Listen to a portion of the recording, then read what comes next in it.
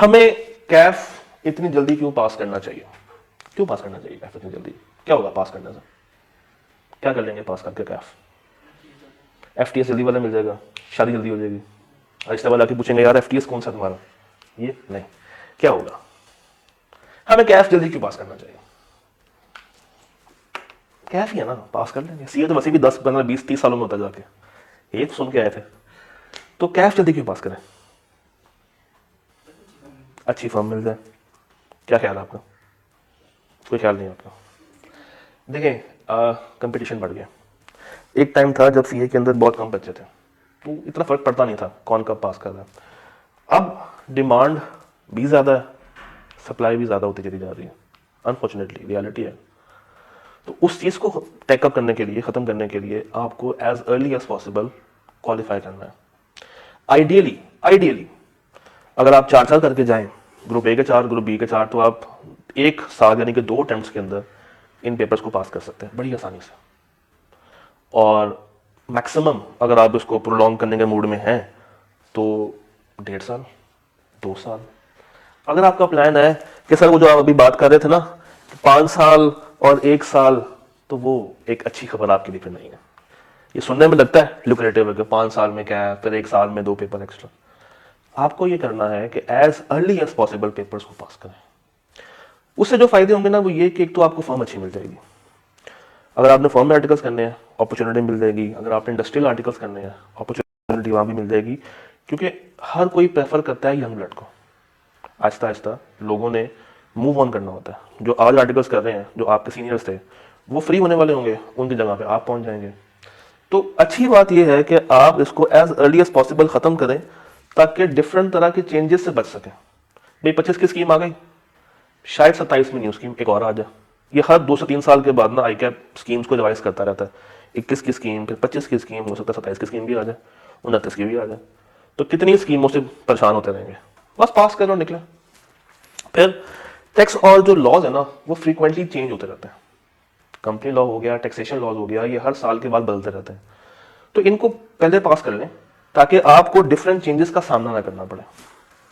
Avoid financial burden of repeating a subject. भाई ये जो आपने पैसे देने हैं ये भी तो एक फाइनेंशियल बर्डन है।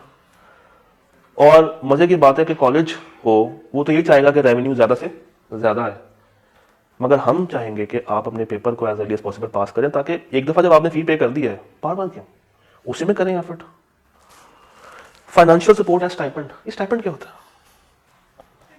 आर्टिकलशिप में जो थोड़े से इतने से पैसे मिलते हैं ना, किलो भर जो पैसे मिलते हैं, उन्हें कहा जाता है स्टाइपेंड।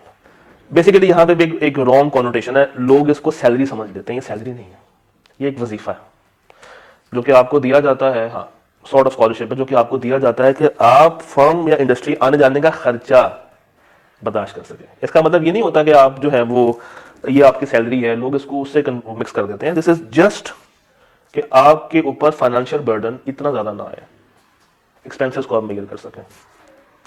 और आपको पता है कुछ इलाकों में तो आई मीन आउटसाइड पाकिस्तान कुछ ऐसे फर्म्स भी हैं जो कि कहती हैं कि जनाब आप अगर हमसे सीख रहे हैं तो हम पैसे क्यों दें आपको?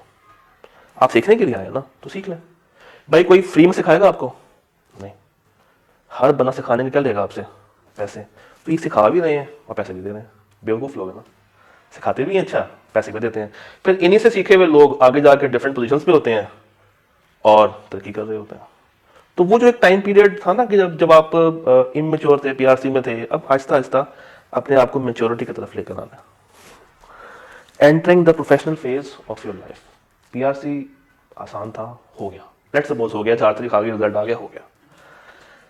Now it's the time to grow. असल सीए तो शुरू कैफ से होता है। पीआरसी का नाम क्या है?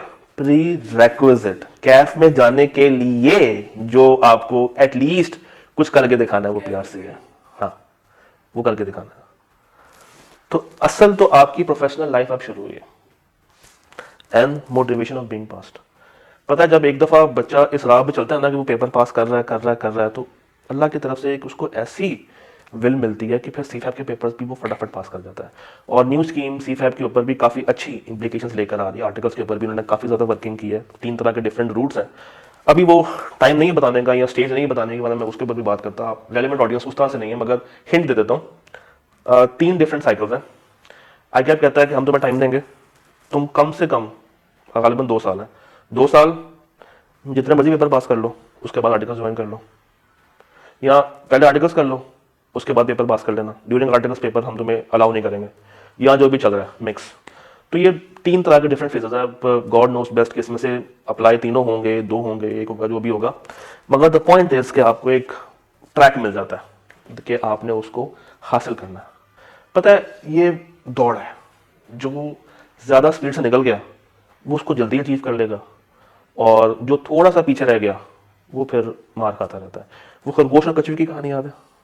तो आपने खरगोश बनना है या कछुआ बनना है? हाँ, तो नहीं बनना गया खरगोश या कछुआ? नहीं, आपने खरगोश बनना या कछुआ बनना?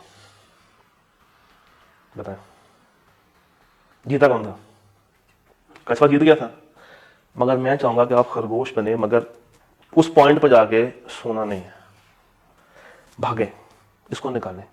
अगर आप कछुए बन के जाएंगे ना तो ये 5+1 तक पहुंचेंगे, बट अगर आप खरगोश बन के जाएंगे तो जल्दी जाएंगे, मगर फिर गलत टाइम पे गलत काम नहीं करना, अपने आप को नीचे लेके नहीं आना, ओवर पैनिक नहीं हो जाना। यहां तक बात हो गया।